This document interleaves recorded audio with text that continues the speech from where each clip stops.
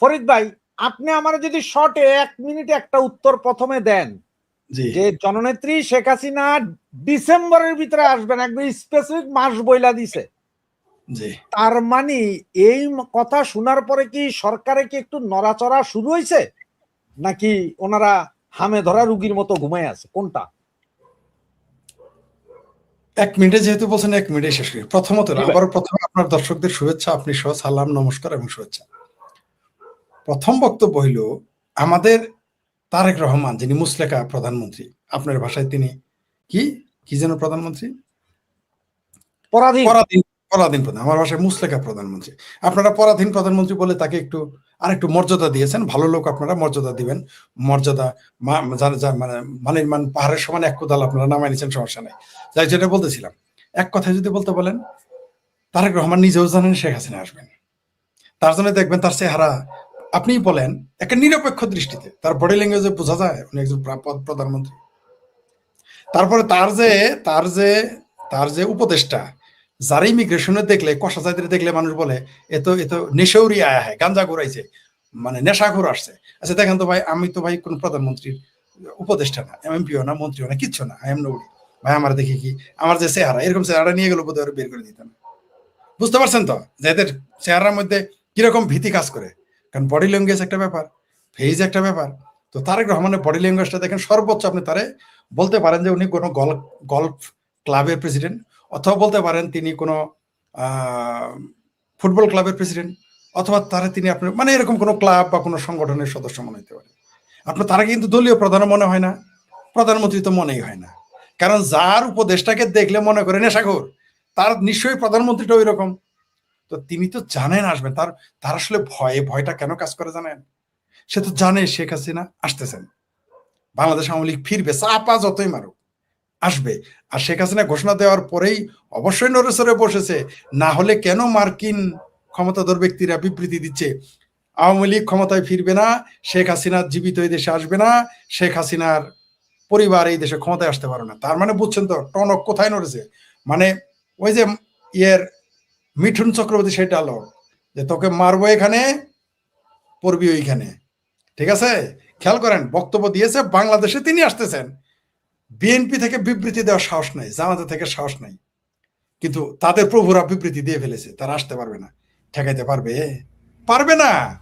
আরেক আছে মৌলানা গাবগাছি, এই বাটপার গুলো সারা জীবন শামীম ওসমানের পা চাইটা, জুতা চাইটা, জিব্বে দিয়ে জুতা, শামীম ওসমানের পায়ের স্যান্ডেল চাটতে পরিষ্কার করতো এই গাবগাছি।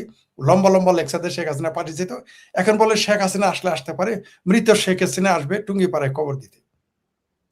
অন্তত এতটুকু স্বীকার করেছে। আগে কিন্তু বলতো লাশও আসতে দিবে না, এই বাটপার মৌলবীরা বলতো লাশও আসতে দিবে না। এখন অন্তত স্বীকার করেছে এরা। তাইলে ওই যে একটা কথা আছে যে ঘটকে বলছে পাত্রী বয়স কত গো, ঘটক তো গেছে চেক করতে, মানুষের যে অমকের মেয়া, এই গাইরা শামসুর মেয়ার বয়স কত গো, তো একজন বলছে 28। তো গাইরা শামসুর মা বউরার জিজ্ঞেস করলো আপনার মেয়ের বয়স কত গো, কয় 9। যেহেতু বলছে 9 আর 28, তাহলে পাত্রীর বয়স 18। কারণ পাত্রীর মায়ও মিশা কথা কইছে, ওইদিকে প্রতিবেশী বুইয়া ভাঙার জন্য মিশা কথা কইছে। প্রতিবেশীরা কে বলছে 28 বছর, ওই যে আমেরিকা নাকি কারা যেন এত মহাশক্তি, তারা বিবৃতি দিয়ে ফেলেছে শেখ হাসিনা আসতে পারবে না, শেখ হাসিনার সরকার আসতে পারবে না, তার পরিবার আসতে পারবে না। আচ্ছা, না আসতে দিলে আমরা যাবো, শেখ হাসিনা যে ক্ষমতায় আমলার কথা, আপনি যাবেন, শামীম হোসেন আসবে, মির্জা আজম আসবে, নওফেল আসবে, সমস্যা আছে? আসলেই তো হইল। শেখ হাসিনা আসলো না, আসতে দিল না, তারপরে কেমন আটকাবা? শেখ হাসিনা ক্ষমতায় থাকা আর নৌকা মার্কার লোক ক্ষমতায় থাকা তো একই কথা।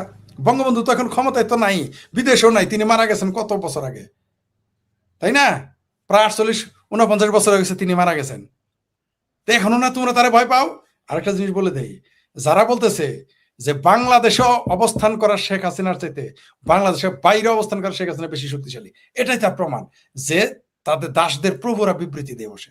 আসবে না, আবার 1 মিনিট বলতেছিলেন, একটু বেশি বলে ফেললাম। শেখ হাসিনা আসবেই, সেই জন্যই তো নড়ে চড়ে বসছে, সেই জন্যই তো এত কথা, বুঝলেন না? ওই যে যখন মনে করেন যে পানি যখন বড় মাছ এরকম করে, তখন কিন্তু পানি লইরে উঠছে। ভাই আপনার 1 মিনিট শেষ হয়ে গেছে, আপনার পানিশমেন্ট হবে, 2 মিনিট বেশি সময় নিছেন।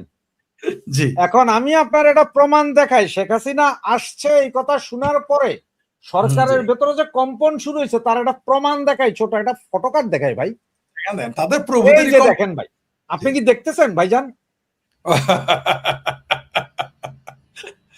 এই যে মান্না ভাইয়ের পেতিপাড়া, তারেক রহমানের পাড়া, জি জি এর কথা কি নেশৌরি আর দিল্লির নেশৌরি। উনি লেখছেন শেখ হাসিনার বক্তব্য প্রচার না করার আহ্বান তথ্য বাবা। এখন গণতন্ত্র খতরেমে যায় না, না এইবার বলেন, এইবার গণতন্ত্র খতরেমে যায় না। আমি তো বললামই, এরা তো দূরের কথা, এদের প্রভুদের কানে পানি চলে গেছে, এদের প্রভুদের মাথা খারাপ হয়ে গেছে। আর এগুলো তো বললাম, এ তো 5টা ভোট পাবে না, নিজের এলাকায় গিয়ে তার বউর ভোট পাবো কিনা সন্দেহ আছে, কারণ তার বউ তারে নিয়ে কি যেন উল্টাপাল্টা কথা কইতো। যাই হোক, তার বউ তারে ভোট দিবে, মানে তার একটা ভোট, নিজের ভোটটা নিজে, তাও ভুল করে যদি নিজের ভোট না দেয় তাহলে নীল হয়ে যেতে পারে। তো সেই লোক কি বললো না বললো এটা নিয়ে আমাদের, তার বরং বলেন যে তার প্রভুরা যে বলেছে শেখ হাসিনা, তখন আমি বুঝতে পারছি। ওই যে বললাম যে প্রতিবেশী কইছে বয়স 28 আর পাত্রী মায়ে কইছে বয়স 8, তার মানে পাত্রী সাবালক, মানে বুঝছেন তো বিয়ে শাদী হবে, রাইট? মানে একটা অনুষ্ঠান হবে।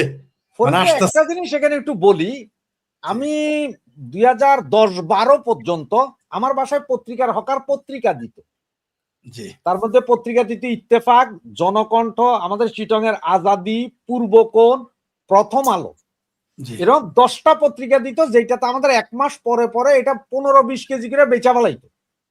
এত পত্রিকা রাখার জায়গা ছিল না। 12-13 পর থেকে আমার বাসায় কেউ পত্রিকা পড়ে না, সবাই অনলাইন।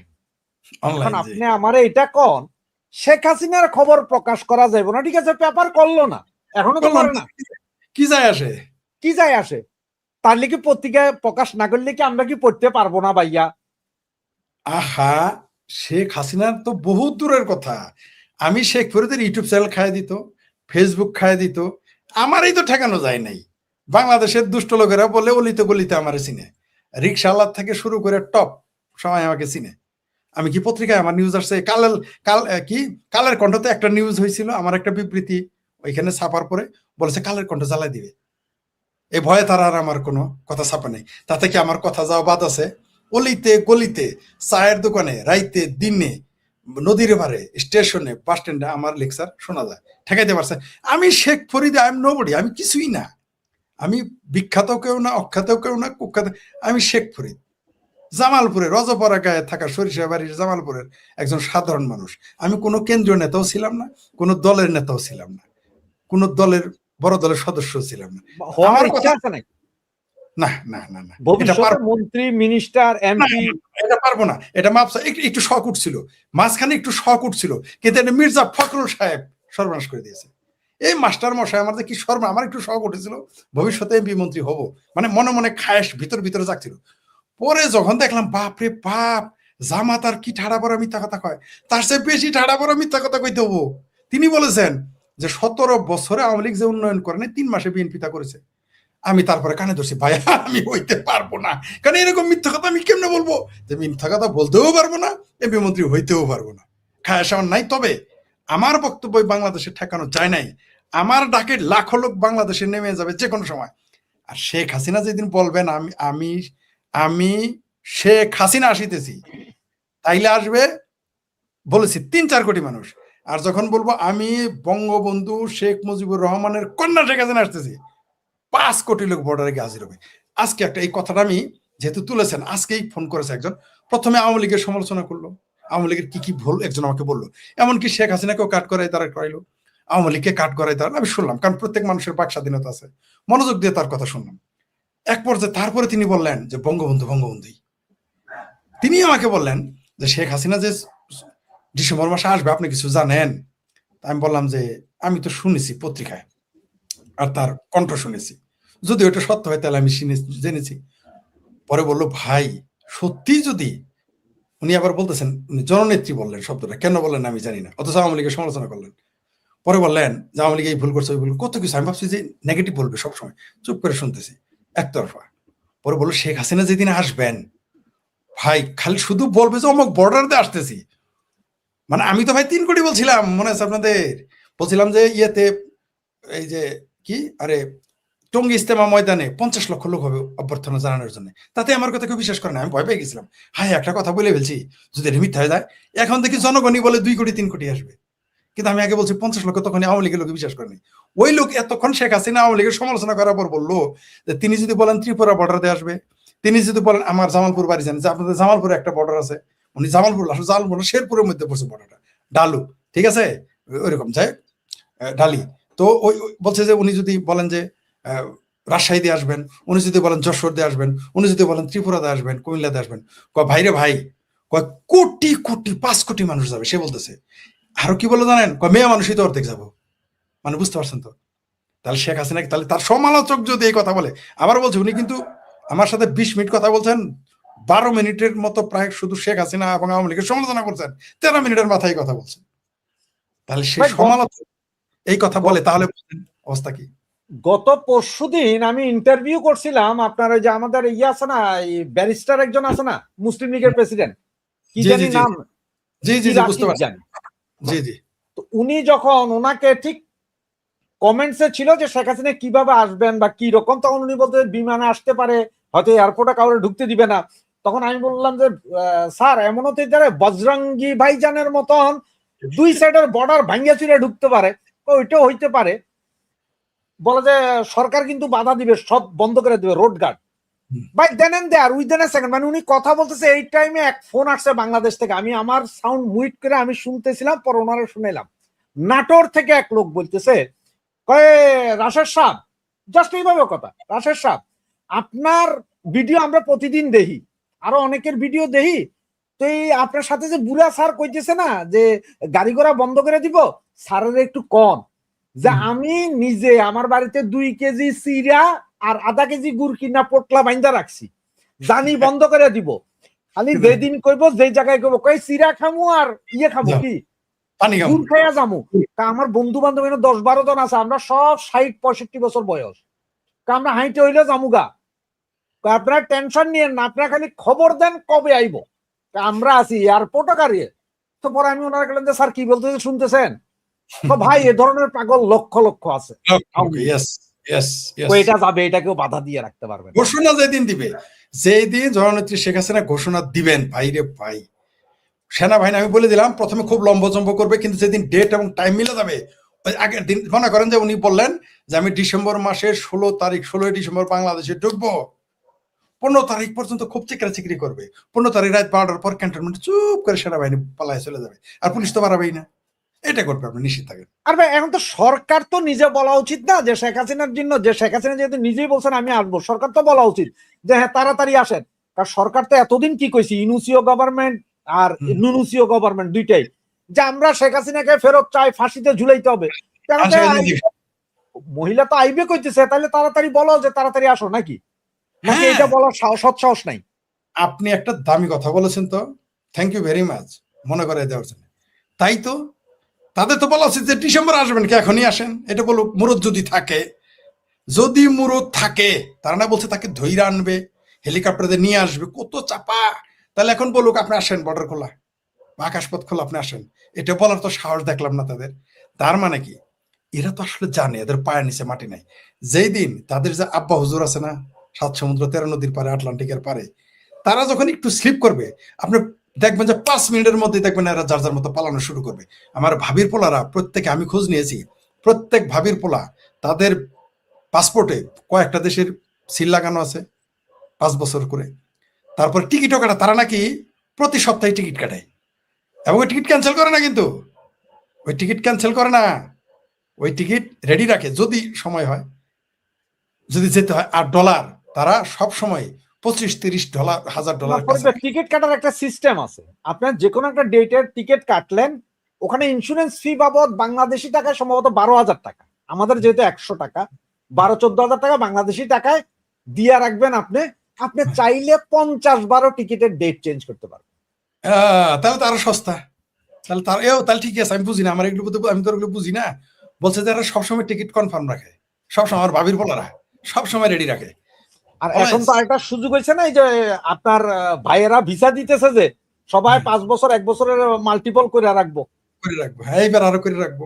তবে এটা সত্য, আমি নিশ্চিত ভারতে যদি আওয়ামী লীগের লোক গিয়ে থাকে 1000, তাহলে বিএনপি জামাতের লোক ঢুকবে 10,000। আমার ধারণা এই ভিসাটা কেন দিয়ে রাখলো জানেন, এদের পালানের একটা পথ করে দিল বোধহয়। কারণ এরা তো যদি একটু সুযোগ দেয় তাহলে না পালাবে, সুযোগ না দিলে তো মারামারি করবে। এমন আপনি নিশ্চিত থাকেন, ছাত্রলোক যদি 2000 গিয়ে থাকে ভারতে, তাহলে ছাত্র দল ঢুকবে 20,000 আর শিবির ঢুকবে 40,000। বিএনপি আওয়ামী লীগ যদি ঢুকে থাকে 1000, বিএনপি ঢুকবে 5,000, জামাত ঢুকবে 10,000। আপনি লিখে রাখেন, ভারতে আগে ঢুকবে, কোথাও না যেতে পারলে বর্ডারতে চলে যাবে। আমার ধারণা তারা ভারতে আগে ঢুকবে, তারপর ওখান থেকে যার যার মতো পালায় যাবে। কারণ ভারত ইন্টারন্যাশনাল এয়ারপোর্ট অনেকগুলো এয়ারপোর্ট, অথবা তারা থাইল্যান্ডে চলে যাবে, ওখান থেকে তারা ভাগবে, এরকম তারা করবে। এবং আমার মনে হয় ডিসেম্বরের আগেই আস্তে আস্তে পালানো শুরু করবে। জননেত্রী শেখ হাসিনা তো ঘোষণা দিয়েছেন ডিসেম্বরে আসবেন, আমরা তো প্রস্তুত। জননেত্রী যেদিন 15 নম্বর দিন আসতেছে, আমরা দুনিয়ার যেখানেই থাকি, ময়ূরেও যদি যাই কব্বর থেকে উঠে যাবো। এই জিন্দা বীর এমনি নাম দেয় নাই আমারে, বুঝতে পারছেন? যদি মারাও যায়, আমার লাশ জিন্দা হয়ে চলে যাবো সামনে, সেদিন চলে যাবো মাঠে, কেউ ঠেকা রাখতে পারবে না, কেউ না। আর জামালপুরের মানুষ দেখতে পারবেন যে যেদিন ঘোষণা দিব, দেখবেন ওই যে বলছেন না চিরা মুড়ি, আমার জামালপুরের মানুষ আসলে চিরা আর মুড়ি কান্দে নিয়ে হাঁটা শুরু করবে। কয়জন আপনার গ্রেপ্তার করবেন, কয়জনকে? তবে আমার ধারণা শেখ হাসিনার যে আগমনটা ঘটবে, আমি বলে রেখেছি, আমি সবার আগে কিন্তু আমি বলেছিলাম যে শেখ হাসিনার প্রত্যাবর্তন ঘটবে পৃথিবীর মানে ঐতিহাসিক।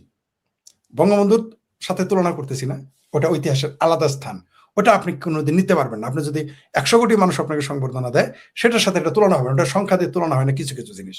এবং একটা জিনিস কি আপনি জানেন যে আওয়ামী লীগ সমর্থিত পোলা পায়নি, আমাদের ভাই ব্রাদার যারা আছে, তারা সবসময় একটা জিনিস ভুল করে, যে বলে যে শেখ হাসিনার প্রত্যাবর্তন 0-2। ওনার এটা তো 0-2 না, ওনার এটা হ্যাট্রিক প্রত্যাবর্তন। কারণ 75-এর পরে একবার ফিরছেন, 2007-এ সারা পৃথিবীর সব এয়ারলাইন্স কে নিষিদ্ধ করার পরেও উনি ফিরছেন, আর এইবার তো থার্ড টাইম। ওনার তো হ্যাট্রিক, হ্যাট্রিক না, কিন্তু এরা কেন জানি বলে যে 0-2 আমি বুঝি না। উঠতে পারে না, আবেগে খেয়াল করতে পারে না, বা মনে নেই তাদের, হইতে পারে। ঠিকই বলেছেন আপনি, হ্যাট্রিক, এটা হ্যাট্রিক। আরেকটা ফটো কার্ড দেখাই, জি দেখেন প্লিজ। এই যে মানবতা বিরোধী অপরাধ মামলায় ইনুর 10 বছরের সশ্রম কারাদণ্ড, মানে একজন মুক্তিযোদ্ধার সশ্রম কারাদণ্ড দিছে, হয়তো অন্য কোনো মামলায় ওনাকে ফাঁসি দিবে। তো এইটা কি মনে হয় না যে ওই যে জামাতের মতিউর রহমান, নিজামী ফিজামী এদের ফাঁসি দিছে বিদায় এখন এই ধরনের কিছু মুক্তিযোদ্ধা ওরা ঝুলাইতে হবে, সেটারই করসপন্ডেন্স চলতেছে। হাসানুল হক ইনু, কমরেড হাসানুল হক ইনু, তিনি বলেছেন তো যে পাকিস্তান ভাঙার যায় আর দেশ স্বাধীন করেছি বলে আমাকে ফাঁসি দিল, আমাকে জেল দিল, উনি বলেছেন। এই রায় তিনি মানেন না, এই রায় নিয়ম বহির্ভূত। আরেকটা কথা বলি, ডক্টর হুমায়ুন আজাদ স্যার, কবিরা তো আসলে আগের গুলো চোখে দেখতে পারেন, তারা অতীতেও যেতে পারেন, ভবিষ্যৎ। একমাত্র আপনি কবি হলেই কেবল আপনি পিছনেও যেতে পারবেন, সামনেও যেতে পারবেন। ডক্টর হুমায়ুন আজাদ কি লিখেছিলেন? বলেছেন যে এই স্বাধীন বাংলাদেশে মুক্তিযোদ্ধাদের বিচার করবে পাকিস্তান ভাঙার দায়ে মুক্তিযুদ্ধ বিরোধীরা। দেখেন মিলে গেছে। যেই দেশে বঙ্গবন্ধু দেশ স্বাধীন করেছে, আওয়ামী লীগ দেশ স্বাধীন করেছে, বঙ্গবন্ধুর কন্যা শেখ হাসিনাকে দেশে থাকতে দেয়নি। আওয়ামী লীগ দেশ স্বাধীন করেছে, সে আওয়ামী লীগকে নিষিদ্ধ করেছে। কমরেড হাসানুল হক ইনুরা দেশ স্বাধীন করেছে, তারা আমাদের জাতীয় বীর। তাকে তারা ফাঁসি দিতে চেয়েছিল, ফেসে যাবে বলে তারা মৃত্যুদণ্ড দেয় না। আমি জানি, আমি বলেছিলাম তাকে মৃত্যুদণ্ড দেবে না, আমাকে অনেকে বলেছে মৃত্যুদণ্ড দিবে না, কারণ মৃত্যুদণ্ড দিলে তারা একটা বেকায়দায় পড়ে যাবে, এই ঝুঁকি তারা নিবে না। এই ভালোই হয়েছে, মানে কমরেড ইনু হয়ে গেছে তাদের জন্য হলো গলার কাটা, না তারা গিলতে পারতেছে না রাখতে পারতেছে। ফাঁসি দিলেও বিপদ, ফাঁসি কিন্তু মনে তাদের চেয়েছিল যে নিজামী, সাইদি এদের বিরুদ্ধে একটা অ্যাকশনে যাওয়ার জন্য। আর হাসানুল হক ইনু কমন শত্রু, কিভাবে, কার কমন শত্রু? বিএনপি এবং জামাতের। কারণ কর্নেল আর ইনুরা এক ছিলেন, ওইখানে এক শত্রুতা রয়েছে। তিনি সব সময় বিএনপির সবচেয়ে কঠোর সমালোচনা যিনি করতেন, তিনি হচ্ছেন হাসানুল হক ইনু। আর জামাতের বিরুদ্ধে তো তিনি ছিলেন একটা আউট স্পোকেন, তো তাকে তো তারা ফাঁসি দেয় না, এটাই তো আমাদের কপাল। তবে আমরা ফিরিয়ে আনবো, ডিসেম্বরে আমরা তাকে মুক্ত করে ফেলবো। আমরা কমরেড হাসানুল হক ইনুকে, এই বীর মুক্তিযোদ্ধাকে আমরা মুক্ত করবো ডিসেম্বরে। ওই জেল মেল কোথায় চলে যাবে কাউরই খুঁজে পাওয়া যাবে না, ইউনুসের তো পাবোই না, ওই আমার ভাবির পোলারা তো হাওয়া হয়ে যাবে। তারপর ওই যে কি কষা জাহিদ, এরা তো খুঁজেই পাওয়া যাবে না, ঠিক আছে। তারেক রহমানকে আবার লন্ডনে যদি ভাগ্য ভালো থাকে ফিরে যেতে পারবে, নাহলে তাকেও আবার দিল্লি হয়ে হয়তো অন্য কোনো দেশে যেতে হবে। আমি লিখিত দিতে পারি আপনি, তারেক রহমানকে এইবার লন্ডন যেতে হবে ভায়া ইন্ডিয়া, অথবা সৌদি আরব যেতে হবে ভায়া ইন্ডিয়া, এছাড়া জায়গা নেই, সে যেতে পারবে না। বাংলাদেশের কোনো এয়ারপোর্টে তারেক রহমান পালাইতে পারবে না, কারণ বাংলাদেশে এয়ারপোর্ট তো এক সপ্তাহ চলবেই না। এরা তো এক সপ্তাহ রেখে দিয়েছিল, 2 সপ্তাহ নাও চলতে পারে। তখন কোথায় যাবে? তখন হয়তো ভারতের হাতে পায়ে ধরে, আমেরিকাকে দিয়ে, সৌদি আরবকে দিয়ে, রাশিয়াকে দিয়ে হাতে পায়ে ধরে তারেক রহমানকে কোনো ক্যান্টনমেন্ট থেকে হয়তো সে প্রথমে কলকাতায় পাঠাবে বা দিল্লি, তারপর অন্য দেশে, সে আবার লন্ডন আবার ফিরে যাবে। এছাড়া জায়গা নেই, অথবা পাবলিকের হাতে পড়লে যা হওয়ার তাই হবে। ফরিদ ভাই, আরেকটা জিনিস দেখে খুব মজার, এই যে দেখেন বাংলাদেশ সেনাবাহিনীতে 4 খলিফার নামে কোম্পানি, ভারতীয় সেনাবাহিনীর একাধিক ইউনিটের নাম হিন্দু দেবতা ও প্রতীকের নামে। তো ভারতে হিন্দু দেবতার নামে আছে না দেবতীর নামে আছে, এটা তো আমার সমস্যা নেই।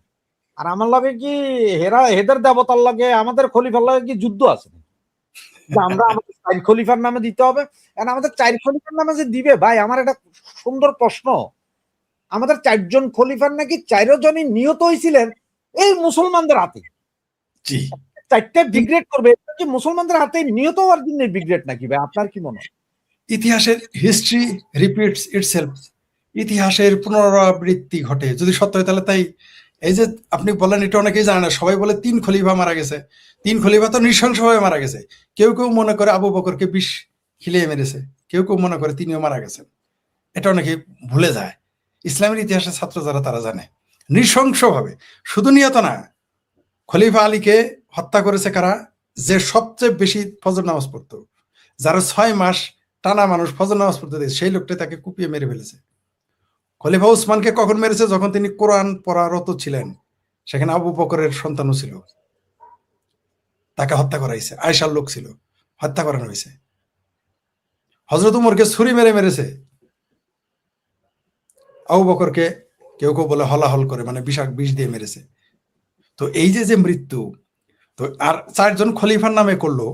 আমাদের আসলে কি জানেন, এরা লজ্জা, এরা নাম দিতে চেয়েছিল কি, আমি এটাকে বলি, এরাই ব্রিগেডের নাম দিতে চেয়েছিল আল বদর ব্রিগেড, রাজাকার ব্রিগেড, আল সালাম, বুঝতে পারছেন? অথবা পেয়ারা পাকিস্তানি ব্রিগেড, অথবা গোলাম আজম ব্রিগেড বা সাইদি ব্রিগেড। কিন্তু লজ্জা এটা দিতে পারে নাই। দেখলো যখন কি নাম দেওয়া যায়। যেমন মনে করেন একটু বিএনপি, আওয়ামী লীগের একটু যেমন আওয়ামী লীগ জিয়া বিমানবন্দরকে বঙ্গবন্ধু বিমানবন্দর বা শেখ মুজিবুর রহমান বিমানবন্দর দেওয়ার সাহস পায় না। আমি শেখপুরে যদি থাকতাম, তখন এমপি মন্ত্রী, আমি শাহজালাল নামে বঙ্গবন্ধু নামে করাইতাম, দরকার পদত্যাগ করতাম, আমার কথা না শুনলে। কিন্তু তারা সাহস পায় নাই, কেন? বা লজ্জা পাইছে। তো বিএনপি ওইরকম, এই মুহূর্তে এই সেনাবাহিনীর লোক লজ্জা পাইতেছে। আলবদর ব্রিগেড এরা খুলতে পারতেছে না, এটা তাদের বিরাট বেদনা। আপনি বুঝতে পারতেছেন না কেন? খেয়াল করেন, এরা কিন্তু বাংলাদেশের মুক্তিযোদ্ধাদের নিয়ে কোনো, বা যারা বীর বিক্রম বা বাংলাদেশের স্বাধীনতা যুদ্ধে যারা অবদান রেখেছে, বা ভাষা সৈনিক যারা, তাদের নামে কিন্তু খোলার সাহস পায় নাই। অন্তত ভাষা সৈনিক গোলাম আজম ব্রিগেড বানাইতো, ভাষা সৈনিক লেগে, তাও একখান কথা ছিল। সেই মুরুদ তাদের কোলা নেই, বাইচান্স আবার ভাষা আন্দোলন 71 চলে আসে।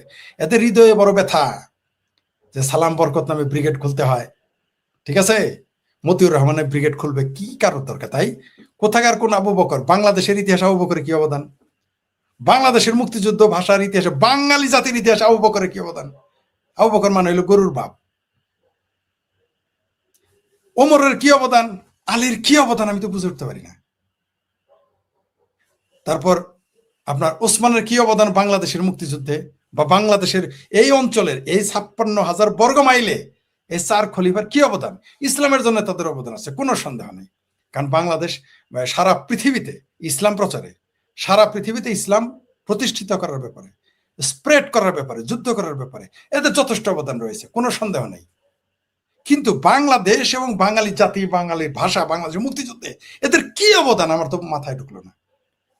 আসলে বাংলাদেশ সেনাবাহিনী আলবদর বাহিনী হয়ে গেছে এখন। বাংলাদেশ সেনাবাহিনী, আমি আগে বলতাম যে এই যে দেখতেছেন আপনারা, হিজবুত তাহরিরের এত বড় বড় পোস্টার লাগাইতো, আমি তখনই বলতাম ভাই এটা বোধহয় গোয়েন্দা সংস্থা করে। আওয়ামী লীগের লোকদের বলতাম, কয় এটা কি সম্ভব? আমার সন্দেহ, আমি বলছি সন্দেহ, কেন? এত বড় বড় পোস্টার লাগাইতে 4-5 জন লোক লাগবে। একটা নিষিদ্ধ সংগঠনের পোস্টার 5 জন লোক এসে লাগাবে, কেউ জানবে না। তারপর ঢাকা শহরের বুকে গ্রামে গঞ্জে চুপ করে লাগায়, চুপ করে চলে গেছে। ঢাকা শহরে 24 ঘন্টা মানুষ থাকে, সিসি ক্যামেরা থাকে, সেখানে কেমনে লাগায়? যেখানে 8টা গোয়েন্দা সংস্থা কাজ করে ঢাকা শহরে, কিভাবে লাগে? তারপর ছাত্রলীগ থাকে, যুবলীগ থাকে, আওয়ামী লীগ থাকে, মুক্তিযুদ্ধ পক্ষের মানুষ থাকে, তাহলে মৌলবাদ বিরোধী মানে কেমনে লাগায়? এটা কি করে সম্ভব? আমার তখনই সন্দেহ ডিজে পলিটেকনিক বুয়েটে দরজার নিচ দিয়ে হিজবুত তাহরিরের পোস্টার লিফলেট দিয়ে আসে, কি করে সম্ভব? আমি সন্দেহ করতাম সেনাবাহিনী কাজ, অথবা সেনাবাহিনীর সম্মতি আছে, অথবা করায়। কিন্তু আজকে এই যে মাশাআল্লাহ দাড়ি রাখা দেখে সেনাপ্রধানের জামাতি মওদুদি দাড়ি দেখে, দাড়ি ভাই কিন্তু আবু জাহেলের ছিল, বুঝতে পারছেন? দাড়ি রাখলে যদি আশাকে রাসূল হইতো, তা তো কাল মার্কসের চেয়ে বড় দাড়ি আলাদা মানুষ খুঁজে পাই না। রবীন্দ্রনাথের দাড়ি তো আরো বড়, ঠিক আছে? এদের দাড়ি কত বড় বড়, বার্নার্ড শর দাড়ি কত বড় বড়। দাড়ি থাকলে কি সব হয়? শোনা যাচ্ছে না আপনাকে? আনমিউট করে একটা কথা জিজ্ঞেস করি। এই যে একটা কমেন্টস, নাস্তিক ফরিদের উপস্থিতি আওয়ামী লীগের রুচির দুর্ভিক্ষ, আমি আরো বলতেছি দাঁড়া। এরপরে আরো কমেন্টস আছে যে আমরা দুইজনেই নাস্তিক। এখন ভাই নাস্তিকের আসলে মূল নাস্তিক কোনটা এটা আমি জানি না। এখন ঘটনা হচ্ছে সৌদি আরব ইসরায়েলের থেকে যুদ্ধ বিমান অস্ত্র কিনতেছে, এইখানে নাস্তিক হয় না। জামাতে ইসলামের নেতারা যখন বলে যে পরকিয়া বা ধর্ষণের পরে বাচ্চা ফালাই দেওয়া, এগুলা আমাদের নবী রসুল করছে, সাহাবীরা করছে, এইটা বলার পরে এরা কাফের বা নাস্তিক হয় না। আমরা কেমনে ভাই নাস্তিক? আমরা তো এরকম কথা বলি না। আর যিনি কমেন্টস করেছে তিনি নিঃসন্দেহে আওয়ামী লীগ করেন না, তিনি একটা অজুহাত খুলছিলেন। ভাইজান আপনি শুনেন, ভাবির পোলা যদি হন তাহলে শুনো, আর ভাইজান যদি হন তাহলে শুনেন। 71 সালের মুক্তিযোদ্ধাদের কাফের বলা হয়েছে, আপনি তো নাস্তিক তো কমই বলছেন। 71 সালে মুক্তিযোদ্ধাদের কাফের বলতো, 1952 সালে ভাষা আন্দোলনের কর্মীদের বলা হইতো, এটা আন্দোলন বলা হইতো কাফেরের আন্দোলন। হিন্দুদের ভাষাকে বলা হইতো কাফেরের ভাষা।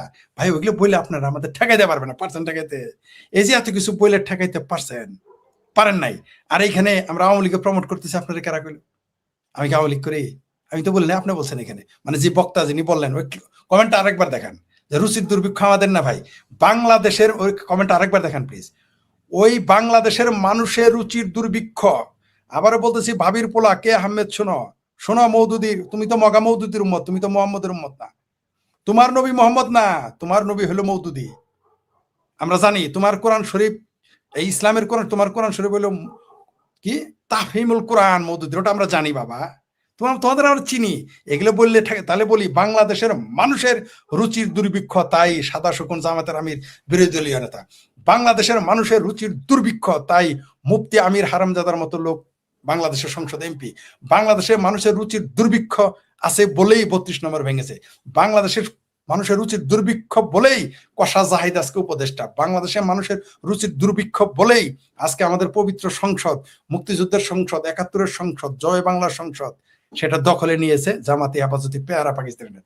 বাংলাদেশের রুচির দুর্ভিক্ষ হয়েছিল বলেই 2024 সালের 5ই আগস্ট ঘটেছে। বাংলাদেশের রুচির দুর্ভিক্ষ ঘটেছিল বলেই আজকে আমির হারামজালা হলো বাংলাদেশের এমপি। বাংলাদেশের রুচির দুর্ভিক্ষ হয়েছিল বলেই আজকে আমার ভাবির পোলারা অনুরোধের আসরে এমপি। বুঝছো ভাবির পোলা?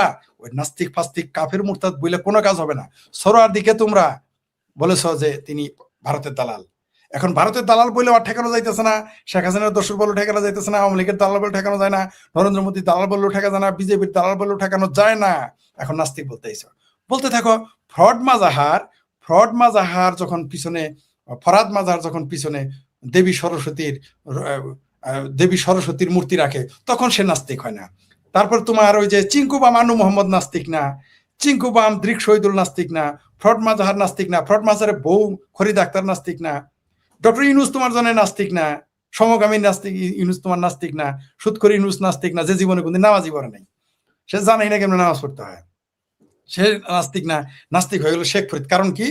কারণ সে মুক্তিযুদ্ধের পক্ষে কথা বলে, সে 72-এর সংবিধানের পক্ষে কথা বলে, শেখ ফরিদ জয় বাংলার পক্ষে কথা বলে, 56,000 বর্গ মাইলের কথা বলে, তোমার পেয়ারা পাকিস্তানকে সারাদিন দৌড়ের উপরে রাখে। শেখ ফরিদ বাংলাদেশের জামাতিদের দৌড়ের উপরে রাখে।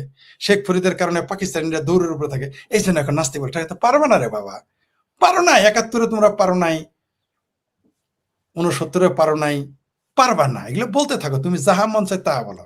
কিন্তু আমরা মুক্তিযুদ্ধের পক্ষের মানুষ ক্ষমতায় যাবই, ওটা আমি বললেও যাবে, না বললেও যাবে। তোমাদের দৃষ্টিতে তো আওয়ামী লীগ ইহুদি সংগঠন। এই সে আপনার তাহলে বলি 2014 বা 15 সাল রংপুরে মসজিদে আওয়ামী লীগের নেতাদের নিয়ে বলছে তোরা এখানে তওবা পড়াইছে মসজিদে নিয়ে বলছে, বল এটা ইহুদির দল, এটা হিন্দুর দল, এটা কাফেরের দল। তো তোমাদের আমরা চিনি বাবা, ওইগুলো ভাবির পোলা, ওইগুলো বললে কাজ হবে না বলছে। কিন্তু সমস্যা হলো তোমাদের আমরা ধরতে পারবো না, এই জন্য যে তুমি যদি ভাবির পোলা হও তাহলে ছাত্রলীগের লুঙ্গির তলে ঢুকবা, আর যদি তুমি ভাইজান হও তাহলে আওয়ামী লীগের পাঞ্জাবির পকেটে ঢুকে পারবা, আমরা তোমাদের খুঁজে পাবো না, এটা আমরা জানি। তখন তোমরা যা বড় আওয়ামী লীগ হবে, তাও আমরা জানি। জি, ধন্যবাদ। ফরিদ ভাই, জাস্ট কিছুক্ষণ আগে চট্টগ্রামে, এটা একটা পত্রিকার নিউজ, ইত্তেফাকের, চট্টগ্রামে কার্যকর নিষিদ্ধ আওয়ামী লীগ নেতাকে প্রকাশ্যে গুলি, এবং ঢাকা চট্টগ্রাম মহাসড়ক চাঁদার দাবিতে পুরা মহাসড়ক 7 ঘন্টা যাবৎ ব্লকেড, দুই পাশে হাজার হাজার গাড়ি। বাহ বাহ বাহ, কেমন চলছে আপনার বাংলাদেশ ভাই? বাহ বাহ বাহ, মুসলেকা সরকারের বাংলাদেশ খুব ভালো চলছে। আজকে সারাদিনে 11টা লাশ উদ্ধার হয়েছে ইন টোটাল, এটা সহ। বাহ, বলেন। শোনেন, এই বাংলা, ওই যে বললাম রুচির দুর্ভিক্ষ, বাংলাদেশের মানুষের রুচির দুর্ভিক্ষ হয়েছে বলে এই সরকার, মুসলেকা সরকার এসেছে। বাংলাদেশের মানুষের রুচির দুর্ভিক্ষ হয়েছে বলেই দিনে 11টা লাশ। বাংলাদেশের মানুষের রুচির দুর্ভিক্ষ হয়েছে বলেই আজকে বাংলাদেশে নিষিদ্ধ সংগঠন আওয়ামী লীগের প্রকাশ্য গুলি করে হত্যা। কিন্তু এইটা যদি এখন শিবির মারতো, জামাতের মারতো, বিএনপির মারতো, বাংলাদেশে এখন মানবতার ফেরিয়ালারা কাট্টি বুসকানের রাস্তা নেমে যেত, বিন বাজানো শুরু করতো, পে পু পু পু পু পু শুরু করে দিত, যে হায় আল্লাহ খালেদ, এই যে গণতন্ত্র খতরে মেয়ে। আর জামাত মারলে বলতো এই যে ইসলাম খতরে মেয়ে এবং গণতন্ত্র খতরে মেয়ে। কিন্তু আওয়ামী লীগের নেতা মারছে তো প্রকাশ্য, এখন আর মানবাধিকার সমস্যা না। আর সাদার জন্য দাঁড়াইলে আর বলেছি তো, গাজীপুর একজন বলছে না যে তারেক রহমানও যদি আসে তাকে সাদা দিতে হবে, এই দেশে বলেছে, প্রকাশ্য বলেছে, বলতে থাকবেই তারা, আমরা জানি। বলতে দেন, বাংলাদেশের মানুষ এগুলো দেখতেছে। তবে হাস্যকর ব্যাপার হলো এখন মানবাধিকারের ফেরিয়ালা, গণতন্ত্রের ঠিকাদার, এদের আর খুঁজে পাবেন না আপনি। তো বাংলাদেশের জনগণ এগুলো মনে রেখেছে। সেই জন্য জননেত্রী শেখ হাসিনা ডিসেম্বর বলছে না, আগেই না আসলে হয়। আমার ধারণা তিনি ডিসেম্বরে আগেই চলে আসার সম্ভাবনা আছে, এরাই ক্ষেত্র তৈরি করতেছে। শেখ হাসিনা যে ফিরবে, ওই যে আপনি লিখছেন না যে শেখ হাসিনার প্রত্যাবর্তন ঘিরে জল্পনা কল্পনা, অস্বস্তিতে সরকার, এই কারণেই শেখ হাসিনা ফিরবে। কারণ প্রকাশ্যে মানুষ হত্যা, প্রকাশ্যে চাঁদাবাজি, প্রকাশ্যে ধর্ষণ, প্রকাশ্যে গুম খুন, প্রকাশ্যে মব। তো এগুলো ঠেকানোর জন্য আওয়ামী লীগের বিকল্প নাই, শেখ হাসিনা সরকারের বিকল্প নাই। এরা এগুলো আগায় দিতেছে, আরো ধীরে ধীরে আগায় দিতেছে। করতে দেন, জনগণ মনে রাখতেছে, সারা পৃথিবী দেখতেছে। জি ফরিদ ভাই, একটা ছবি দেখাই, সবচেয়ে মজার একটা জিনিস। এই যে এই ছবিটা তো অনেক কিছুই দেখতে পাচ্ছেন। জি, এটা আজকে অমি রহমান পিয়াল, জি জি জি, অমি পিয়াল জি, সুইজারল্যান্ডে আছেন। উনি স্ট্যাটাস দিয়েছেন যে উনি এই 90টা জিনিস সংগ্রহ করেছেন। তার মানে এগুলা 32 নম্বরের ভেতরে ছিল, জি জি, অক্ষত অবস্থায়, কে বা কাহারা নিয়ে গেছিল, ওগুলো পরে এখন ফেরত দিচ্ছে বিভিন্ন জায়গায়, এগুলা স্টক হচ্ছে আবার। তার মানে দেখেন 32 নম্বর সেদিন নাকি এত মানুষ জ্বালাইতে গেছিল, ওইখানের ভেতরেও কিছু লোক ছিল যারা এগুলার মূল্যবান মনে করা তারা বুকে আগলায় রাখছে গত 2 বছর, এখন আস্তে আস্তে ফেরত দেওয়া শুরু করতেছে। চমৎকার একটা সংগ্রহ। এটা কি মনে হয়? বিশাল ব্যাপার। অমি পিয়াল ভাইকে জন্য ধন্যবাদ দিতে হবে, তার টিমকে ধন্যবাদ দিতে হবে, যারা তাকে সহযোগিতা, তাদের শুধু ধন্যবাদ না, আমরা তাদের কাছে কৃতজ্ঞ যে বঙ্গবন্ধুর এই স্মৃতি বিজড়িত জিনিসগুলো আবার সংগ্রহে নিতে পেরেছেন। এটা বিশাল কাজ। আমি তার পোস্ট, যারা ওই দিনে মৃত্যুর মুখে যে এই ছোটখাটো কিছু কিছু জিনিস আনছে, তাদের জাতীয় বীর ঘোষণা করা উচিত ভাই। নিঃসন্দেহে এরা জীবনের ঝুঁকি নিয়ে যে কাজটি করেছেন। আমি দেখেছি যে ওইখানে একটা শব্দ লিখেছেন যে যারা বলেন যে আমরা অনলাইনে বসে থাকি, শুধু অনলাইনে কথা বলি, ঠিক তা না। আমরা যারা কথা বলি, আমরা অনেক কিছুই করি যেগুলো আমরা বলি না, কারণ বলা যায় না, তাহলে কার্যক্রম বন্ধ হয়ে যায়। তো অমি পিয়াল ভাই এবং তার টিমকে অসংখ্য ধন্যবাদ এবং কৃতজ্ঞতা, যে জাতির পিতা বঙ্গবন্ধু শেখ মুজিবুর রহমানের স্মৃতি বিজড়িত জিনিসগুলো তারা সংগ্রহ রেখেছেন। এগুলো আমাদেরকে আরো ইন্সপায়ার্ড করবে। আমরা হ্যাপি যে এটা তিনি করেছেন, এবং সারা বাংলাদেশের, তিনি নিজেই বঙ্গবন্ধু প্রেমিক, কোনো সন্দেহ নাই, এটা তিনি দায়িত্ব থেকে করেছেন, তাতেও সন্ধান। এই জন্য তাকে অবশ্যই কৃতজ্ঞতা জানাই। এবং এই আসলে কোনো জিনিসকে ধ্বংস করা যায় না। আমি এখন যেখানে আছি, এখানে একজনের স্ত্রী একটা ভাঙা ইট নিয়ে এসেছে 32 নম্বরের, আমাকে দেখিয়েছে। আমি আশ্চর্য হয়ে গেলাম, যার কাছে অন্য জিনিসের মূল্য নাই, সে একটা ভাঙা ইটের খণ্ড নিয়ে এসেছে 32 নম্বরের। আমি দেখলাম, আমাকে দেখালো যে ফরিদ, আমি যে ইট কেন, ইট বলেন তো এটা কিসের ইট, আমি প্রথমে বুঝিনি, পরে ওনা হলে আমি কি 32 নম্বর বললো, হ্যাঁ, এই কয়েকদিন আগের ঘটনা। তো এই যে শ্রদ্ধাবোধ, এরা কিন্তু 32 নম্বর ভেঙে 32 নম্বর গুরুত্বটা আরো বাড়িয়ে দিয়েছে। এরা বুঝতেই পারে নাই যে 32 নম্বর তারা ভাঙেনি, তারা বাংলাদেশের যারা আওয়ামী লীগ এবং মুক্তিযুদ্ধের পক্ষের শক্তি, বঙ্গবন্ধু সৈনিক, তাদের হৃদয়ে আঘাত করেছে, এটা রিটার্ন তারা পাবে। এই 32 নম্বর বাড়ির কারণে বাংলাদেশ আওয়ামী লীগ কিন্তু ঐক্যবদ্ধ হয়ে গেছে, মানে তাদের যত গ্রুপিং লোপিং এগুলো তারা বাদ দিয়ে দিয়েছে, তারা ঐক্যবদ্ধ এখন এই মুহূর্তে। আমি মনে করি যে এই তারা যে এই কাজটা করেছেন খুব ভালো কাজ করেছেন এবং প্রত্যেককে পুরস্কৃত করা উচিত, এবং আমিও তাদের কৃতজ্ঞতা জানাই। জি, ধন্যবাদ। সুপ্রিয় দর্শক, আমার এক ভাই চক্রবর্তী, আপনি লিখেছেন রাশেদ ভাই আমি চক্রবর্তী বলে আমার কমেন্টস পড়েন না, আমি পিনাকি না। ভাই শত শত কমেন্টস আসে, আসলে সব কমেন্টস আমরা পড়ি না, একটা দুইটা হয়তো পড়ি, আর সবগুলো কমেন্টস অনেক সময় দেখানো যায় না, কারণ একসাথে যখন 40-50 জন আসে এটা তো উপর দিকে উঠতে থাকে, খুঁজে পাওয়া যায় না যে কোনটা দেখাইছে আর কোনটা দেখাই নাই।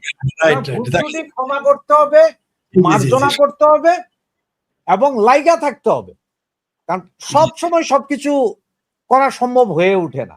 ইচ্ছা থাকলো, প্রিয় দর্শক, এটা সত্য, আমরা যখন লাইভে থাকি আসলে কখনো দেখা যাচ্ছে একটা দুইবার দেখিয়ে ফেলেছি, বা একজন দর্শকের 2-3টা কমেন্ট দেখিয়ে ফেলি, কারণ একবারে যখন কমেন্টস হয়, কমেন্টস গুলো আসে তখন তো আমরা একবারে দেখাইতে পারি না স্ক্রলে, যেহেতু এখানে এডিটর নাই, তিনি নিজেই উপস্থাপক এবং এডিটর, তাহলে তার জন্য আরো কঠিন। যদি শুধু এডিটর থাকতো আলাদা তাহলে সম্ভব হতো, তাহলে দ্রুত সবই দেখানো যেত, কিন্তু একই সাথে উপস্থাপনা আবার এবং সম্পাদনা করা, একই সাথে উপস্থাপনা করা এবং সম্পাদনা দুইটা কঠিন হয়ে যায়। আর উনি তো দেখাইতে পারেন, আমি তো তাও পারি না, আমার জন্য খুব কঠিন হয়ে যায়। আমাদের ক্ষমা সুন্দর দৃষ্টিতে দেখবেন, হয়তো এখনো দেখানো হয় নাই, আরেক সময় দেখানো হবে।